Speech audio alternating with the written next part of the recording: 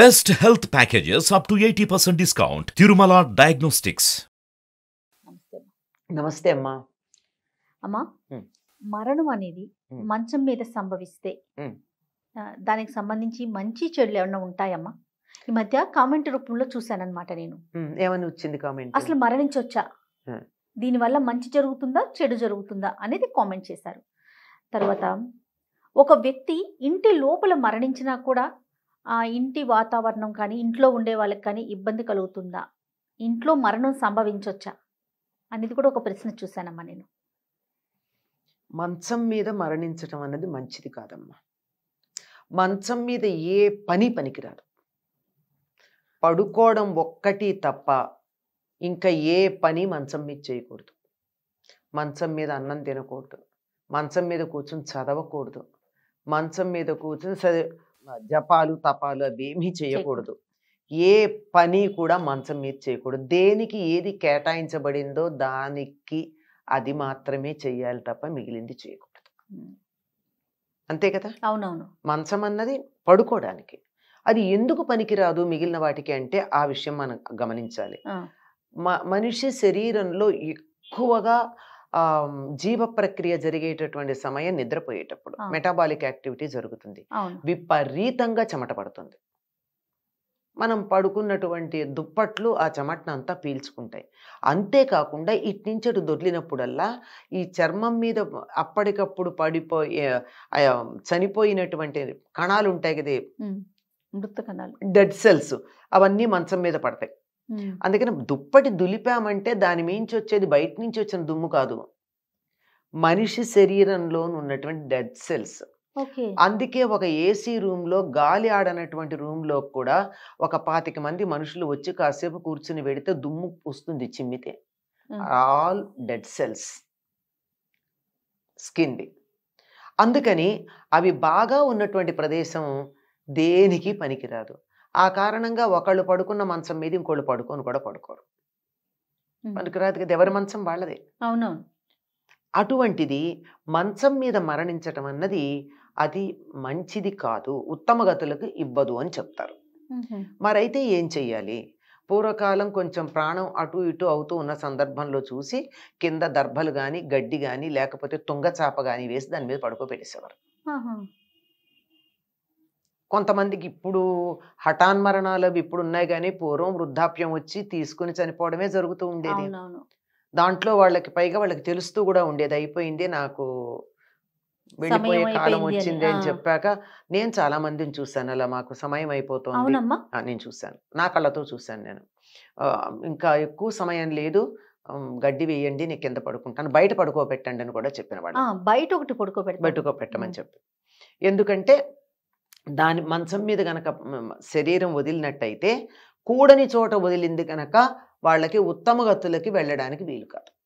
మంచం శయనము భోగము రెండింటికి ఇంకా దేనికి పనికిరాదు. పూజకి ఎలా పనికొస్తామో పనికిరాదు కదా, కాదు కదా. అంటే భోగానికి పనికొచ్చేది పూజకి పనికిరాదు. అట్లాంటిది ఇది ఉన్న స్థితి నుంచి ఉన్నత స్థితికి వెళ్ళడానికి శరీరం వదిలిపెట్టేటటువంటి సందర్భంలో ఆ పనికిరాదు కదా. అందువల్ల ఉత్తమ గతులకు వెళ్ళడానికి పనికిరాదు అని చెప్పి, ఉత్తమ గతికి వెళ్ళరు అని చెప్పి కింద పడుకోబెడతారు. కనీసం ఎలా చేస్తారంటే ప్రాణం పోయింది అని అన్నాకన్నా కింద పడుకోబెడతారు. తెలిస్తే ముందే పడుకోబెడతారు, లేదంటే కనీసం ప్రాణం పోయింది అన్నాకన్నా మంచం మీద ఉంచకూడదు. ఒట్టి బట్ట ఉండాలి, గడ్డు. అసలు బట్ట లేకపోయినా గడ్డి మీదనే పడుకోబెట్టాలి. గడ్డు మనకు అప్పటికప్పుడు దర్భాలు దొరకవు. ఒక్క దర్భ ఏదో గ్రహణం కోసం తెచ్చిపెట్టుకుని ఒక దర్భ ఉన్నా వేసి దాన్ని ఆ గడ్డిలో వేసి దాని మీద ఒక ఏదన్నా బట్ట వేసి పడుకోబెట్టడం జరుగుతుంది.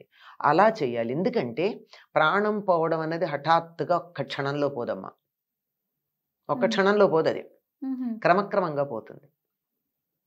గమనించినట్టయితే శరీరం మామూలు నార్మల్గా ఓల్డ్ ఏజ్తో శరీరంలో శక్తి అయిపోయి ఆయువు అయిపోయి శరీరంలో ఏమాత్రం ఈ ప్రాణాన్ని భరించగలిగినటువంటి స్ట్రెంగ్త్ ఈ శరీరానికి లేకుండా శరీరం వదిలిపెట్టేటప్పుడు ఇంద్రియాలన్నీ ఒక్కటొక్కటి పనిచేయడం మానేసి, ఈ మెడనరం దగ్గర కూడా ఇది ఉండదు, ముందర ఇక్కడ ఉంటుంది, ఇక్కడ చూస్తారు ప్రాణం ఉందా లేదా అని. ఇక్కడ కూడా కొట్టుకోకపోయినప్పుడు చీలమండ దగ్గర చూస్తారు నాడి కొట్టుకుంటుందా అని. అక్కడ కూడా కొట్టుకోవడం మానేసిందంటే ఇలా కంటి రెప్ప ఎత్తి చూస్తారు కనుపాపలో కదలికుందా అని. అది కూడా లేదంటే ఇంక అయిపోయినట్టు. అంచేత ఈ క్రమంలో ఏదైనా ఇంకా పూర్తిగా పోయినట్టు కాదు కదా, ఈ క్రమంలో ఏదైనా ఒక గుర్తు వచ్చిందంటే వెంటనే కింద పడుకోబెట్టేవారు పూర్వం. ఎందుకని? వీరు మరణిస్తారు అనేటటువంటి సంగతి తెలుస్తోంది గనక. ఇప్పుడు హఠాన్మరణాలు, దుర్ఘటనలు, అందుకే దుర్ఘటనల్లో పోయినటువంటి వారికి ఉత్తమగతులు రావడం కష్టం అని చెప్పడానికి కారణం ఇది. ఈ క్రమం జరగదు గనక. ఈ క్రమంలో శరీరం నెమ్మదిగా వదిలేటటువంటి ప్రక్రియ జరుగుతోంది. ఈ జరిగేటటువంటిప్పుడు ఇలా అవుతుందన్నమాట.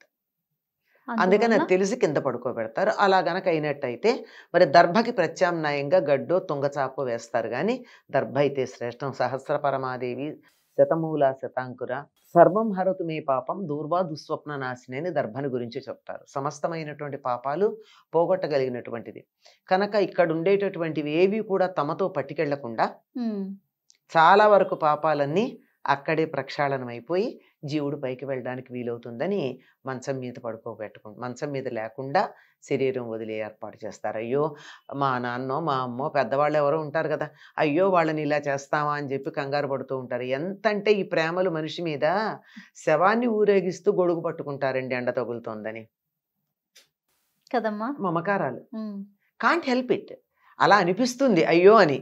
కానీ ఇది మాత్రం ఇక్కడ కన్నా ఆ గొడుగు పట్టుకుంటే వచ్చే అభ్యంతరం ఏం లేదు. కానీ ఇక్కడ మాత్రం ఇలా ఉత్తమ గతులకి మనం అడ్డం పడకూడదుగా ఇలాంటి విషయాల్లో. అందుకని వాళ్ళకి మంచి గతి జరగాలి, ఇంతకన్నా ఉన్నత స్థితికి వెళ్ళాలి అనే సంకల్పం ఉన్నప్పుడు వాళ్ళని ఆ విధంగా చేయడమే సరైనటువంటి పద్ధతి. ఇంట్లో కూడా ఉంచరు ఎందుకనమ్మా, బయటకు తీసుకువెళ్తారు. వీలైతే అలా వాడు ఇంకా శరీరం వదులుతారు అని వాళ్ళకి తెలుస్తుంది కొంతమందికి, లేదా ఇంట్లో వాళ్ళకి గనక తెలిసినట్టయితే ఇంట్లో పోకూడదు అంటారు. ఎందుకంటే శరీరం వదిలిన చాలా కాలం పాటు 12 రోజుల పాటు ఆ జీవుడు అక్కడే తిరుగుతూ ఉంటాడు. పాపం ప్రయత్నం చేస్తాడు శరీరంలో రావాలని. అందుకే ఎక్కువ కాలం ఉంచరు శరీరాన్ని. ప్రాణం పోయిన తర్వాత కూడా కొంచెం సేపటికి కాలో వేలో కదులుతూ ఉంటుంది శవంలో.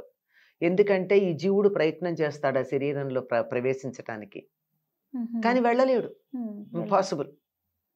మనం టూత్ పేస్ట్ లోంచి బయటకు వచ్చిన పేస్ట్నే టూత్ పేస్ట్ లోకి ఆ ట్యూబ్ లోకి ఎక్కించలేము. బయటకు వచ్చిన ప్రాణాన్ని శరీరంలోకి ఎలా పంపగలమమ్మా? అవునమ్మా. నేను బ్యాడ్ ఎగ్జాంపుల్ చెప్పాను కానీ అర్థం కావడం కోసం చెప్పింది అది. అట్లాంటిది కానీ ప్రయత్నం చేస్తే మాత్రం కదలిక అయితే ఉంటుంది.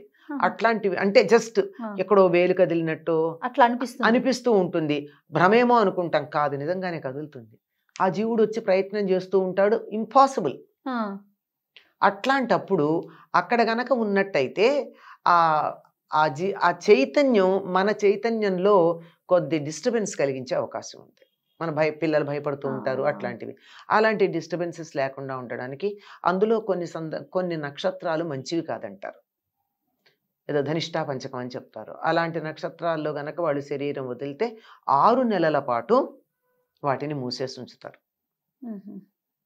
అందుకని అలా మూసేసి ఉంచాల్సిన సందర్భం వస్తుంది గనక ఏ నక్షత్ర సమయంలో పోతారో ఎవరికి తెలుసు. అవును. అందుకని బయట పెట్టడం అన్నది చేస్తారమ్మ, ఇంట్లో ఉంచకుండా. అది ఇంటిని మూసేసి ఉంచాలి, పాడు పెట్టడం కాదు, మూసేసి ఉంచాలి. చాలా తేడా ఉంది రెండింటికి. అవునవును. అదే. నమస్తే. నమస్తే అమ్మ.